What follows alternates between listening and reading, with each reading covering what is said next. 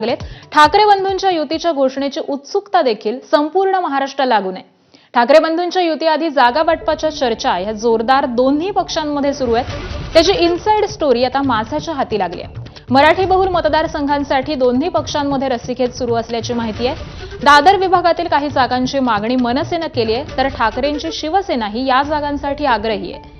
त्यासोबतच शिवडी, माहीम, भांडूप, विक्रोळी या मतदारसंघातील जागांचाही तिढा असल्याचं समजतंय.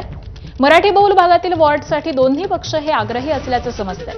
मात्र अधिक ताणू नका अशा सूचना या राज ठाकरेंनी दिल्याची माहिती समोर येते.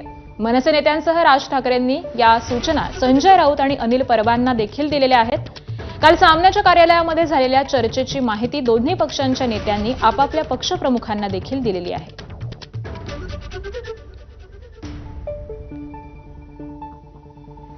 आणि याच संदर्भामध्ये आपण चर्चा करूयात, अधिक माहिती जाणून घेऊयात. आमचे प्रतिनिधी सूरज सावंत सध्या आपल्या सोबत आहेत. सूरज, नेमक्या ह्या कोणत्या जागा आहेत ज्यावरून दोन्ही पक्षांमध्ये रस्सीखेच सुरू आहे आणि आता चर्चा कोणत्या टप्प्यामध्ये येऊन पोहोचली आहे?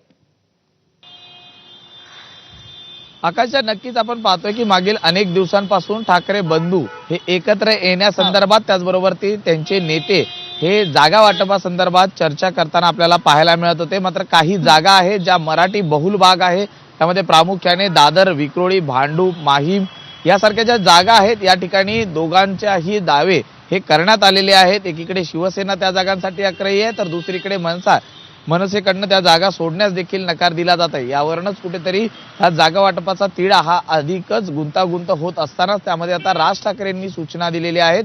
रविवारी झालेल्या बैठकीनंतर या बैठकीचे जे अहवाल आहे हा राज ठाकरे यांच्याकडे देण्यात आला होता. त्यावेळी राज ठाकरे यांनी मनसेच्या नेत्यांना, त्याचबरोबर संजय राऊत आणि अनिल परब जे शिवसेनेकडनं या जागा वाटपांमध्ये चर्चेत सहभागी झालेले आहेत, त्यांना प्रामुख्याने सूचना दिलेल्या आहेत की जास्त ताणता कामा नये, जेणेकरून अधिक हा गुंता वाढू शकतो. त्याचबरोबर निवडणुकीसाठी फार कमी वेळ उरलेला आहे.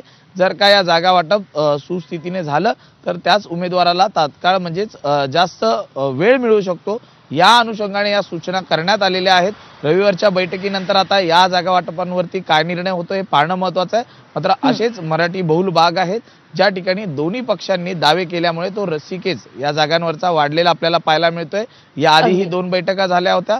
त्यापूर्वी जर आपण पाहिलं तर संजय राऊत आणि अनिल परब हे स्वतः राज ठाकरेंच्या भेटीला आले होते. त्यावेळी लोकसभा वाईज जे वॉर्ड आहेत त्यांच्या जागा वाटपासंदर्भातली चर्चा झाली होती.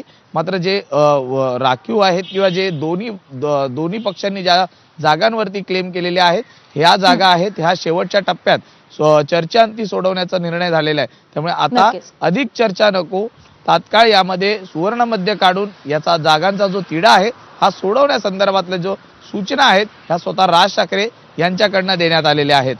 आकांक्षा, बरोबर आहे. त्यामुळे या ठराविक जागांवरती गुंता निर्माण झालेला आहे. त्यामुळे हा तिढा नेमका कशा पद्धतीने सोडवला जातो हे पाहणं महत्त्वाचं ठरणार आहे. धन्यवाद सूरज या माहितीसाठी.